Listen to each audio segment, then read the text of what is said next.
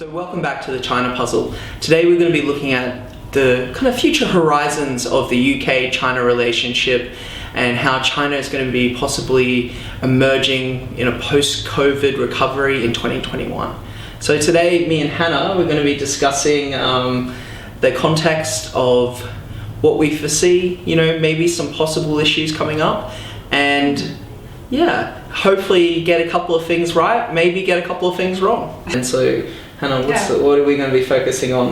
Some positivity? I guess looking ahead, hopefully on a more positive note, one of the biggest events this year, I guess, for the globe is the Climate Change Convention in Glasgow in November, COP26. And we've already seen some really positive signs around where the US and China will cooperate. We've had a recent joint statement between the two of them, which we mentioned in the last episode, talking about cooperation. And I think both countries recognise that despite what might be going on in terms of economic competition or political tension, that this area is vital to cooperate on. And there's been some big announcements. We had China's pledge to cut emissions by 2060. Last year they announced that. The US has made some big announcement recently, so I think both will be ramping up their intentions and actions to kind of try to address this issue and seeing themselves as kind of the global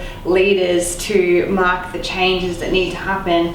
So that's a big focus for the year ahead, where hopefully the two countries can work together for the benefit of the environment and the overall economy. Yeah, absolutely. I think from there is always a hope that if we can establish some cooperation there, we can loosen and kind of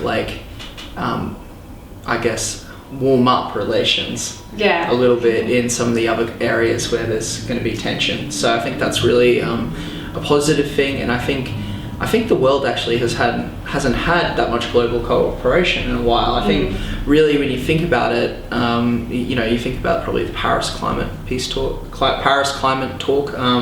Is that 2012? 2015, I think. 2015. Yeah. So we had the Paris climate talks in 2015, and since then there's been a relatively limited kind of global interaction points. So I think COP26 is really looking to be one of those big ones, just like the Kyoto Agreement and so on. So exactly. I think with the US pulling out of the Paris Accord when Trump came into power, and now Biden reinstating that, it's a signal that they're very much looking to reassume that global leadership role. And of course, we can't leave out China as also wanting to play that role economically and then environmentally too. So we'll be bringing you some more episodes to look at that in more detail, but that's what you can expect in the coming months, and we look forward to breaking it down further for you. I think last episode, Nick, we spoke about the framework that was proposed by Kerry Brown at King's College London, which was the areas of China where we need to compete, which is often in the kind of business and trade sector, where we need to cooperate with issues such as climate change, and where there may be conflict on areas where there's really red lines that we draw in the sand, particularly around concerns on human rights and potential conflict with places like Taiwan over sovereignty.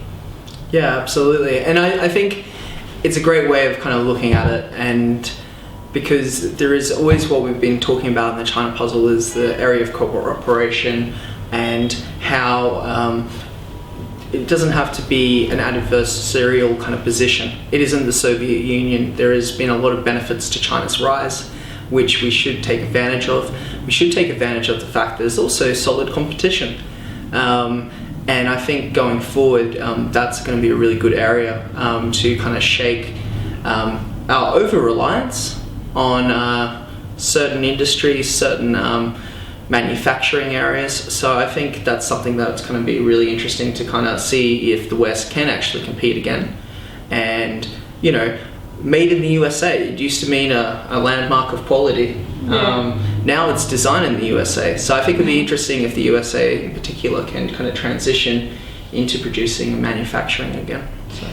Yeah, well, I mean, China did so well during the pandemic economically. I think it was one of the only major economies to to experience growth over the past year. So I think this year will be about the opportunities as we emerge from the toughest kind of period of the pandemic, where China's really focused on its domestic capabilities, has a big focus on technology and innovation, and that's where that kind of competition comes in, I think, between the US and China about building those kind of homegrown capabilities. Whether it's in social media, whether it's in renewable energy, or a variety of sectors, but that kind of domestic economy is a big, I guess, area of focus as countries look towards being less dependent on each other. Yeah, absolutely. I think it's interesting as well because I think you were going to go into this a little bit further, but there's some certain landmarks coming up. Yeah, in July we have the 100th anniversary of the Chinese Communist Party, so that will be a big opportunity for Beijing to really showcase, I guess, its sort of nationalist pride and roll out a really example of all of its recent successes in building its military and lifting people out of poverty, and kind of leading the charge on some really innovative areas. So I think we'll see a lot of activities and opportunities for China to sort of get out there and raise the flag with pride. Yeah, absolutely. So I think it will be interesting to see the sensibilities of kind of timings, and if the UK and its Western allies are kind of appreciative of the sensibilities around those timings. I think another interesting thing is we also got the Beijing Winter Olympics coming up. Yeah, that's right. Yeah. So, and there's already calls in the UK and Australia for boycotting it. So that's could be that's an issue coming up.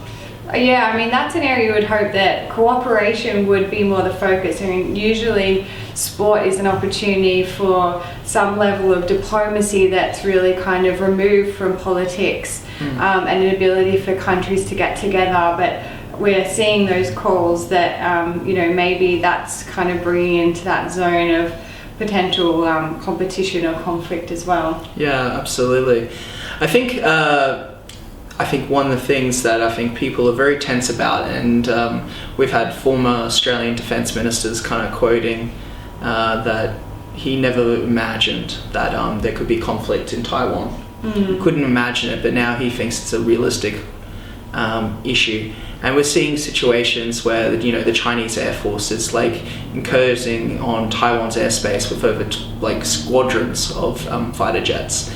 So definitely there is a lot of tension in Taiwan at the moment. So I think that's something that has to be prepared for mentally. Yeah. So much more so than even a year ago. When we talk about the Taiwan crisis in Bill Clinton's years, this is something that we could be looking at again, but definitely with much more reality. Yeah, I think China sees it as inevitable as bringing Taiwan back into the fold of the one China policy, whereas the US has really kind of upped its support in rhetoric under President Biden that they'll sort of be there to help Taiwan maintain the level of independence that it currently has. So it is an area that a lot of analysts are quite concerned about, and I think that's definitely in the conflict camp going forward.